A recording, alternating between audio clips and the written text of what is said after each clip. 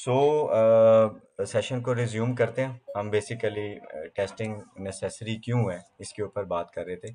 सो चीज़ें स्टेबल नहीं होंगी, रिस्क आइडेंटिफाई नहीं हुए होंगे, ठीक है, रिक्वायरमेंट ठीक से वैलिडेट नहीं हुई होगी, क्वालिटी इंश्योरेंस प्रॉपर नहीं होगी, ठीक है, रिलायबल नहीं होगी, स्टेबल नहीं होगी प्रोडक्ट, डिफेक्ट्स होंगे इनसाइड। तो we have already discuss the example कि हमें क्या नुकसान होगा। अब हम थोड़ा सा मजीद इसको एक और एग्जांपल से कंप्लीट करते हैं और अंडरस्टैंड करते हैं। मैं एक प्रोडक्ट बनाता हूँ, फिनटेक ऐप बनाता हूँ, और मैं कहता हूँ कि जी मैंने अपनी पेमेंट गेटवे लॉन्च करनी है पाकिस्तान में, ठीक है। अब उसमें बग हैं, आप ट्रांजैक्शन करते हैं, $2000 ₹2000 की ट्रांजैक्शन आपने की, दूसरे बंदे के अकाउंट में मैंने 4000 भेज दिया आपके अकाउंट से निकाल के। आप क्या मेरी एप्लीकेशन यूज़ करेंगे? कभी भी नहीं, ठीक है। दूसरा बंदा आया, उसने अकाउंट से आप पैसे विड्रॉ किए, मैंने उसका बैलेंस, और ये रियल में हो रही हैं चीज़ें, I have witness things on the LinkedIn, people are quoting different Pakistani banks apps कि यार मेरा बैलेंस नेगेटिव नज़र आ रहा है, मेरी ट्रांजैक्शन उधर चली गई, फलाना हो गया, ये हो गया, वो हो गया, दिस एंड दैट, ठीक है।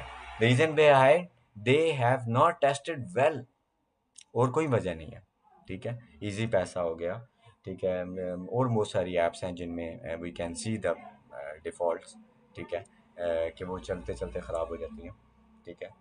तो सिर्फ ये नहीं है कि हम पाकिस्तान की ऐप्स में ही हैं, इंटरनेशनली अब मैं 5 डिफरेंट मल्टीनेशनल कंपनीज के साथ काम कर चुका हूँ, उनकी ऐप्स हैं हमारे पास, ठीक है। वहाँ भी इश्यूज रहते हैं। नुकसान क्या होगा? पहले भी मैंने बताया कि एक वैल्यू एडिड वैल्यू कस्टमर आपको छोड़ के चला जाएगा। होगा क्या, आपने शुरू में बहुत अच्छा बिजनेस रन किया, आपने अच्छी क्वालिटी भी प्रोवाइड किया, आपने 4 क्लाइंट जो है ना वो ऑन बोर्ड कर लिए अपनी एप्लीकेशन पे, आपने ध्यान नहीं दिया क्वालिटी की तरफ, आप रिक्वायरमेंट डालते गए, नई ऐप में चीज़ें डालते गए, एक टाइम आया आपकी ऐप स्टेबल ही नहीं है, आप बटन कहीं क्लिक करते हैं, प्रेस कहीं होता है, ठीक है, एक्शन कोई परफॉर्म करते हैं, एक्शन कोई पर आगे से ट्रिगर हो जाता है, तो वो क्या करेंगे कि वो ना छोड़ के चले जाते हैं एप्लीकेशन को, ठीक है। नुकसान क्या होगा, उमैर साहब का बिजनेस लूज हो जाएगा, 4 क्लाइंट थे, 2 रह जाएंगे, जब 2 चले जाएंगे, 4 को 2 जो पीछे रह जाएंगे उनको पता लगेगा यार दे हैव गॉन, ठीक है, वो 2 भी छोड़ जाएंगे। हो सकता है 6 7 8 महीने बाद आप बिल्कुल ऑन रोड आ जाएं, ठीक है, आपको फिर दोबारा से किराए से कोई नया बिजनेस करना पड़े। आपने 1.5 2 करोड़ की इन्वेस्टमेंट की हुई थी, that is gone, that is in waste now. So in software industry testing बहुत इंपॉर्टेंट है, you need to make sure कि आप जो प्रोडक्ट बना रहे हैं वो क्वालिटी वाली हो, अदरवाइज उसका कोई फायदा नहीं होगा। और ये वो एस्पेक्ट हैं जो हमने देखने होते हैं कि उसको क्वालिटी को मेक श्योर करने के लिए। ये कुछ मोर वो हैं एस्पेक्ट हैं, इनमें से जो टॉप वाला है और लास्ट वाला है दैट इज़ वेरी इंपॉर्टेंट, बाकी सब आप खुद भी गो थ्रू कर सकते हैं, इतना मुश्किल नहीं है, ठीक है। First one, the last one, why these both, compliance and regulation.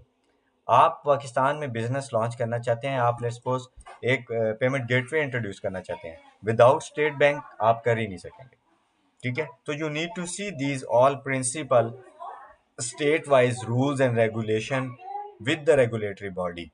आपने एक बस सर्विस लॉन्च करनी है पाकिस्तान में, आप आरटीए से अप्रूव करवाए बगैर बस सर्विस नहीं लॉन्च कर सकते पाकिस्तान में, आप रूट अप्रूव कराएंगे।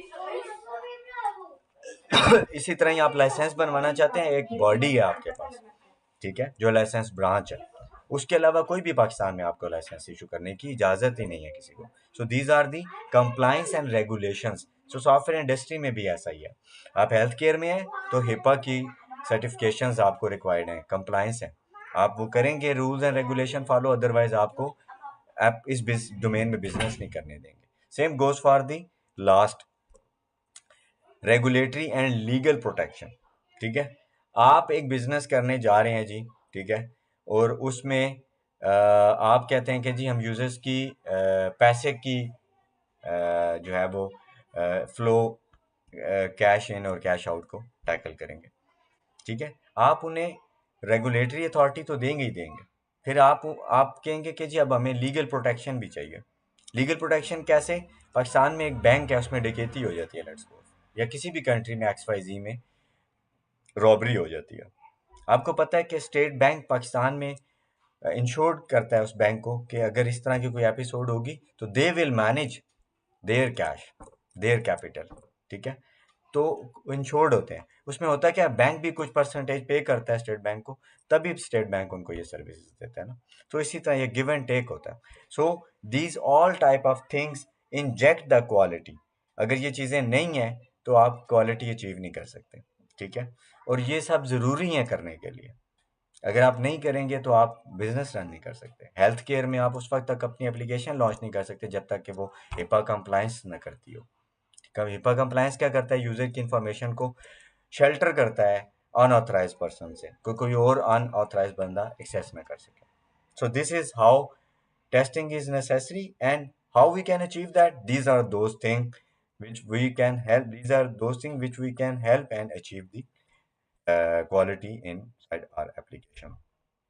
सो किसी भी काम को परफॉर्म करने के कुछ रूल्स होते हैं, रेगुलेशन होते हैं। टेस्टिंग को भी परफॉर्म करने के कुछ प्रिंसिपल्स, उन प्रिंसिपल्स को जी।